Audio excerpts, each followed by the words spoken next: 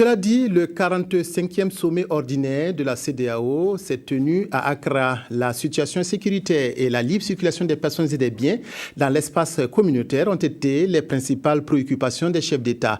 La situation post-électorale en Guinée-Bissau et l'épidémie d'Ebola ont été aussi évoquées. Reportage Mathias Drabo, Mwendata Nathalie Kaori. Une dizaine de chefs d'État ont marqué leur présence effective à ce 45e sommet ordinaire de la CEDEAO.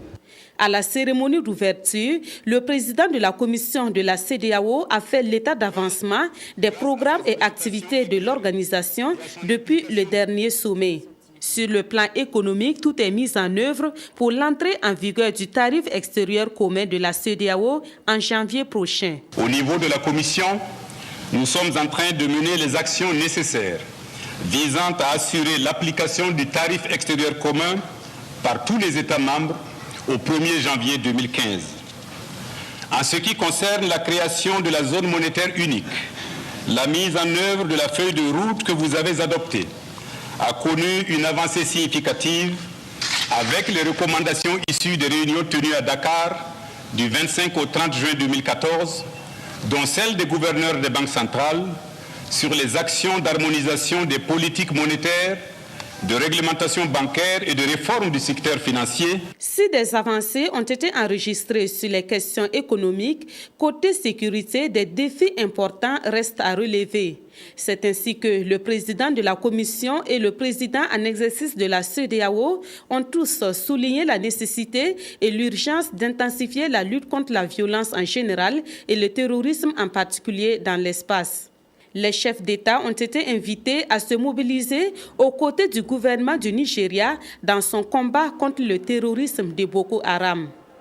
La situation d'insécurité, c'est ce que connaît également le Mali, notamment dans sa partie nord. Sur cette question, le président du Faso, en sa qualité de médiateur de la CEDEAO dans la crise malienne, a fait à ses pairs le point de sa dernière visite au Mali. En plus du Burkina Faso, l'Algérie est désormais un acteur clé dans les négociations pour un retour définitif de la paix au Mali. Compte rendu en a été fait à la conférence des chefs d'État qui a donc renforcé le rôle de la médiation de la CEDEAO. Une initiative a été portée à la connaissance des chefs d'État, l'initiative algérienne qui vise aujourd'hui à regrouper les signataires de l'accord de Ouagadougou afin de relancer, de définir les modalités de relance en tout cas du dialogue tel que prescrit par l'article 21 du dit accord. Le Burkina Faso, pour sa part, prendra part à ces débuts de concertation. Ce n'est pas parce que l'Algérie a annoncé une initiative que le Burkina, en tant que médiateur de la CEDEAO, est dessaisi pour autant. Non, pas du tout. Au contraire, il est dit que la médiation de la CEDEAO reste l'instrument central. À ce sommet, le président du Faso a aussi fait le point des recommandations prises à Ouagadougou sur la libre circulation des personnes et des biens dans l'espace CEDEAO. À ce sujet, l'introduction d'un document d'identité biométrique devrait permettre de rendre réelle la libre circulation des personnes et des biens. Côté santé, l'actualité est marquée par l'épidémie de la fièvre hémorragique Ebola dans 3 pays que sont la Guinée-Conakry, le Libéria et la Sierra Leone. Le président de la commission de la CEDEAO a invité ses pairs à trouver rapidement des stratégies efficaces pour éviter la propagation de la maladie. Sur place, le Nigeria s'est engagé à apporter un soutien financier à ces 3 pays. Les chefs d'État et de gouvernement ont aussi salué le retour de l'ordre démocratique en Guinée-Bissau et se sont engagés à suivre la phase post-électorale pour éviter que ce pays ne plonge à nouveau dans une situation de crise. Après les travaux de ce sommet à Accra, le président du Faso, comme la plupart de ses pairs, a regagné Ouagadougou dans la soirée du 10 juillet. Réunis à Ouagadougou dans le cadre de leur commission mixte, les députés du Parlement de la CEDEAO se sont entretenus hier avec le président de l'Assemblée nationale.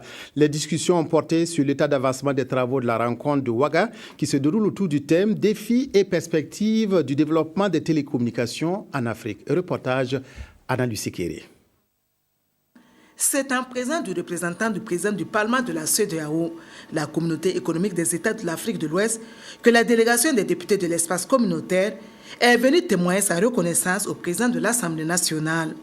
Par la même occasion, les élus nationaux l'ont encouragé à poursuivre ses actions de plaidoyer afin qu'ensemble, ils puissent amener les ministres concernés et les chefs d'État à accepter le projet d'acte additionnel relatif à leur Parlement qui lui donnerait, entre autres, le pouvoir de légiférer. Les pays membres de la CEDEAO envoient leurs députés, mais en fait, c'est les députés qui ne peuvent pas délibérer sur les grands programmes communautaires qui sont en train d'être aujourd'hui construits au bénéfice des populations africaines. Donc on était venu remercier le Burkina aujourd'hui qui tient une place de leader.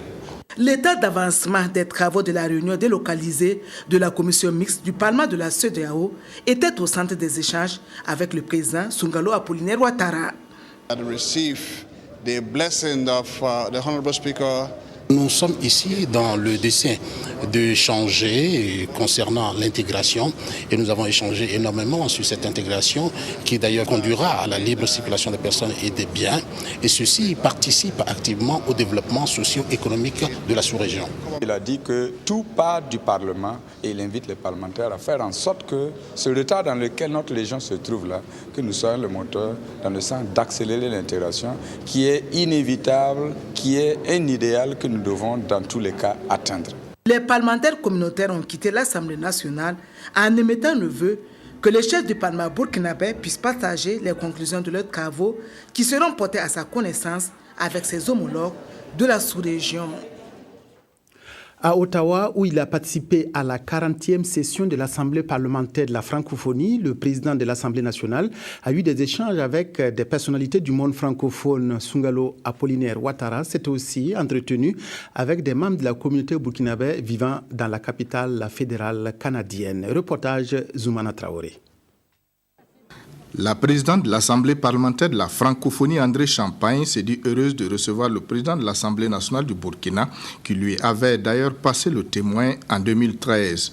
Pour le président du Parlement de la Fédération Wallonie-Bruxelles, le contact de courtoisie et amical avec le président Ouattara avait tout son intérêt. J'ai déjà eu pas mal de contacts avec le président Ouattara par le passé, qui lui-même a occupé la présidence de l'Assemblée parlementaire de la francophonie. Et donc il est d'usage lorsque nous croisons qu'il y ait quelques bilatérales de ce genre-là, de façon à pouvoir remettre en quelque sorte les compteurs à zéro et disposer des bonnes informations des deux pays.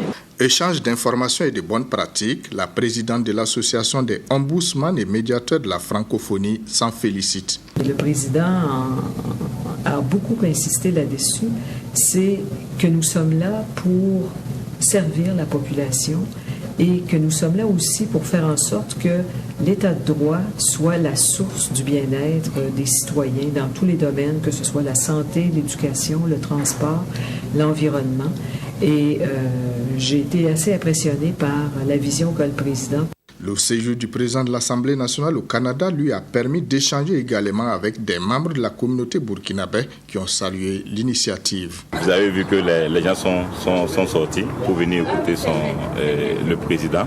On a parlé sur plusieurs sujets. Les députés qui étaient avec moi ont pensé qu'il était intéressant que nous puissions mettre en place un réseau parlementaire.